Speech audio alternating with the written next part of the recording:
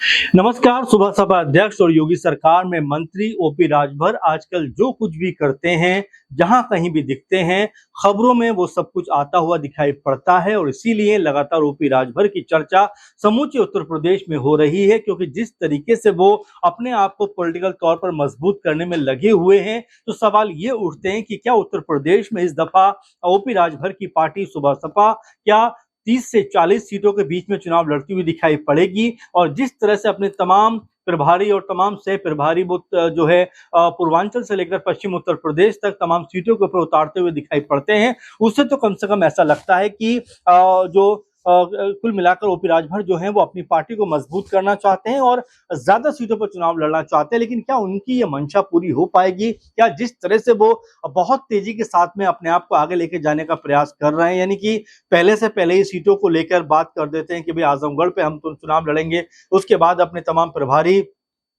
बिना किसी से पूछे हुए 30 से 35 सीटों के बीच में नियुक्त करते हुए नजर आते हैं। फिर खबर निकल कर आती है कि वो 30 से 35 सीटों पर चुनाव लड़ने की का दावा कर सकते हैं, चुनाव लड़ने की बात कर सकते हैं। इन तमाम चीजों खबरों के बीच में एक तस्वीर निकल कर सामने आती है, जो तस्वीर लगातार सोशल मीडिया पर वायरल होती हुई दिखाई पड़ रही है। आप भी देख रहे हैं किस तरह से जो सुबह सपा सुप्रीमो है ओपी राजभर, वो केंद्रीय मंत्री किरण रिजिजू के साथ में बैठकर मुलाकात कर रहे हैं, बातचीत कर रहे हैं और बड़े खुशनुमा अंदाज में ये बातचीत हो रही है। और इतना ही नहीं बल्कि इसमें ओपी राजभर के साथ उनके बेटे और सुबह सपा के राष्ट्रीय अध्यक्ष राष्ट्रीय महासचिव डॉक्टर अरविंद राजभर भी मौजूद हैं, बैठे हुए हैं और यहाँ पर बातचीत चलती हुई दिखाई पड़ती है। अब इन दोनों की जो तस्वीरें हैं सोशल मीडिया पर लगातार वायरल हो रही हैं, लगातार इन तस्वीरों को लेकर लोग जो है अपने कमेंट करते हुए दिखाई पड़ रहे हैं। और यहाँ पर ओपी राजभर कहते हुए नजर आते हैं इस मीटिंग के बाद में कि उनकी पार्टी का लक्ष्य जो है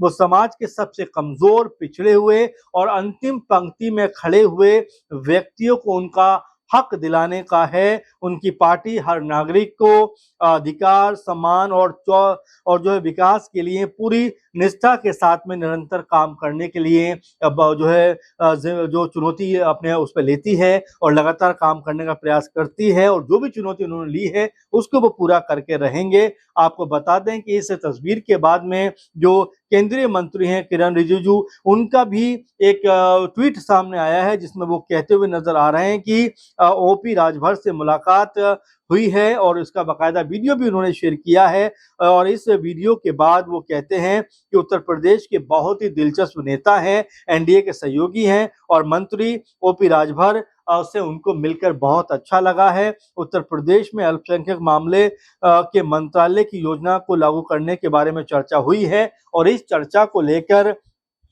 राजभर ने बाकायदा कई तस्वीरें भी जारी करते हुए तमाम बातों को लिखा है कि भाई हम हर नागरिक को उसका अधिकार देना चाहते हैं, सम्मान देना चाहते हैं, चौमुखी विकास कराना चाहते हैं, पूरी निष्ठा के साथ में काम करना चाहते हैं। लेकिन देखिए हर तस्वीर का अपना एक मायना होता है, अपना एक तरीका होता है। ओपी राजभर लगातार बीते काफी समय से ऐसा लगता है कि अपने ही लेवल पे फैसले करते हुए दिखाई पड़ रहे हैं। क्योंकि अगर हम तमाम जो है ओपी राजभर की इस समय बयानबाजी को देखें तो वो एक तरह से इस समय अखिलेश यादव समाजवादी पार्टी के ऊपर न सिर्फ हमलावर हैं बल्कि अखिलेश यादव को लेकर तो वो तमाम तरह की बयानबाजी करते हुए नजर आते हैं। कभी ये कह देते हैं कि पीडीए जो है वो अखिलेश डिंपल यादव का ही अलायंस है, इसके अलावा कोई उसमें नहीं है।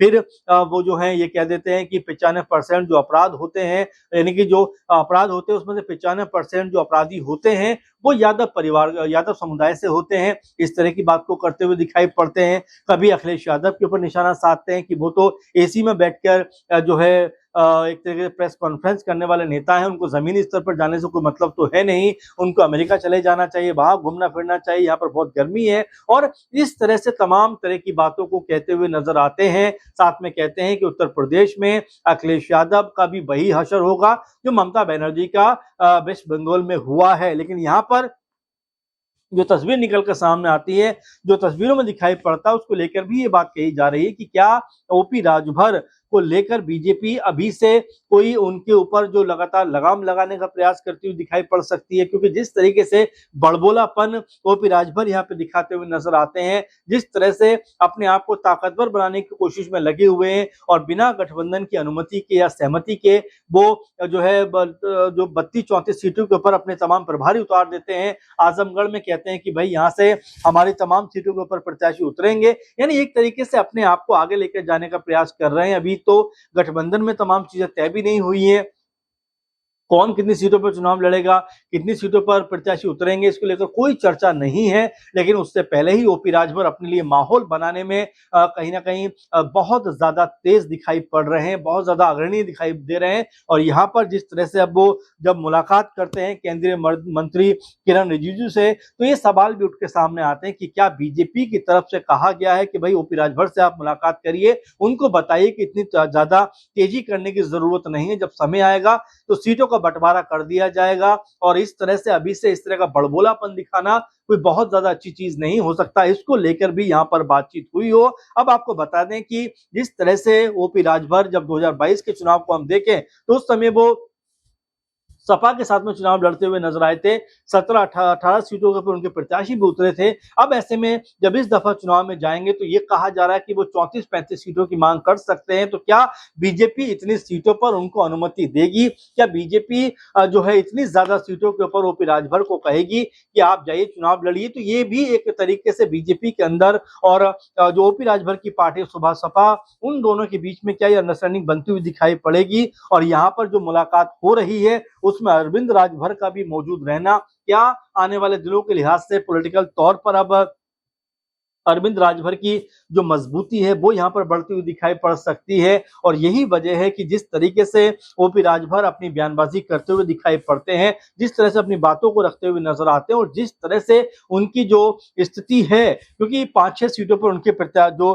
विधायक है वो दिखाई पड़ते हैं और उसमें से भी एक विधायक जो है अब्बास अंसारी, उनको लेकर लगातार इस तरह की चर्चाएं हैं कि वो जो है सपा में जा सकते हैं, सपा पार्टी में एंट्री कर सकते हैं, सपा की तरफ से इस बार चुनाव लड़ सकते हैं। क्योंकि जब वो मऊ में दिखाई पड़े तो सपा दफ्तर में वो जाते हुए दिखाई पड़े, सपा दफ्तर में वो जाते हुए नजर आए। उसके बाद जब ओपी राजभर से पूछा जाता है तो वो कहते हैं वो तो वास्तव में सपा के ही विधायक हैं और बेहतर है अगर वो सपा में चले जाते हैं, क्योंकि उनके आने और जाने से हमें कोई फर्क पड़ता हुआ नहीं नजर आएगा। वैसे में मऊ सीट की बात करें या गाजीपुर सीटों की बात करें तो यहाँ पर अंसारी परिवार का जो दबदबा है वो हमेशा देखने को मिला है। लेकिन क्या इस दफा जो है अब्बास अंसारी और उनका परिवार सपा की तरफ पूरी तरीके जाता हुआ दिखाई पड़ेगा? क्योंकि उनके भाई उमर अंसारी को लेकर भी बात चल रही है कि वो भी जो है सपा को ज्वाइन कर सकते हैं। तो ऐसे में ओपी राजभर के लिए मुश्किलें बढ़ती हुई दिखाई पड़ेंगी। और 2022 में सपा उनके साथ में थी, लेकिन 2027 की बात करें तो बीजेपी के साथ उनको चुनाव लड़ना पड़ेगा।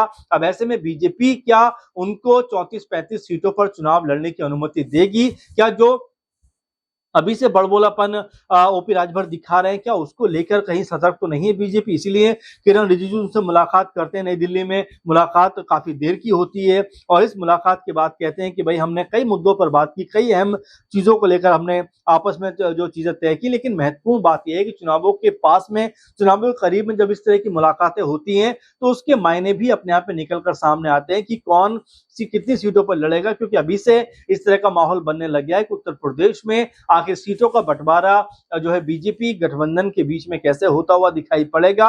अब यहाँ पर जिस तरह से ज्यादा फुर्ती में, ज्यादा तेजी में ओपी राजभर दिखाई पड़ते हैं, क्या उनकी जो मांग उनकी तरफ से की जा रही है कि उनको कम से कम 34-35 सीटों पर चुनाव की लड़ने के बारे में उनको अनुमति दी जाए? तो ऐसे में क्या उनको ये जो है अनुमति मिलती हुई दिखाई पड़ेगी? उनको जो प्रत्याशी जो है इतनी सीटों पर उतरते हुए दिखाई पड़ेंगे? और पूर्वांचल में गाजीपुर, मऊ और तमाम जिलों से होते हुए पश्चिम में मुरादाबाद तक वो अपनी सीटों पे जो है कहते हैं कि भाई यहाँ से हम चुनाव लड़ेंगे, यानी चिन्हित करते हुए दिखाई पड़ते हैं। तो ऐसे में अभी सवाल उठ जाता है कि क्या जो ओपी राजभर हैं उनको समझाने के लिए यहाँ पर बुलाया गया था बीजेपी जो मंत्री हैं और बीजेपी नेता हैं रिजिजू, जो किरण रिजिजू, उनके द्वारा, या फिर यहाँ पर कोई और बड़ा कह सकते हैं कि उठापटक राजनीति में होता हुआ दिखाई पड़ सकता है? क्योंकि ओपी राजभर लगातार बयानबाजी न सिर्फ कर रहे हैं बल्कि अपने आप को ये बताने की कोशिश कर रहे हैं कि उनसे ज्यादा फिलहाल मजबूत नेता उत्तर प्रदेश में दूसरा कोई नहीं है। तो अब ऐसे में क्या वाकई बीजेपी जो है ओपी राजभर को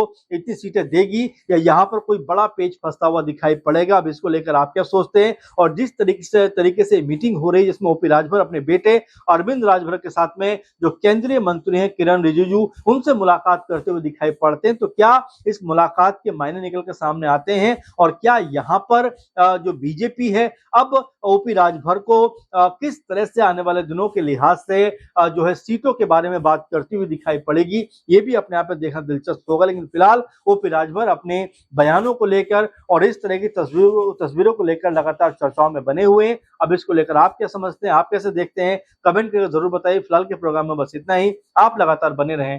नमस्कार।